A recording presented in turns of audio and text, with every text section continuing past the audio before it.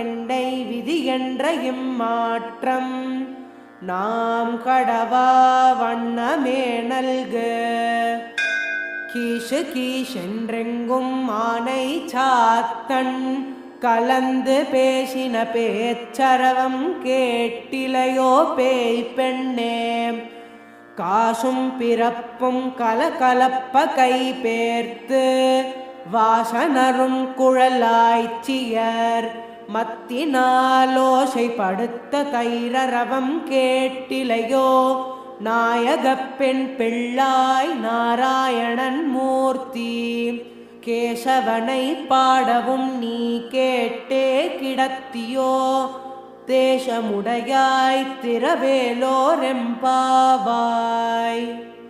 கீஷு கீஷென்றெங்கும் ஆனை சாத்தன் கலந்து பேசின பேச்சரவம்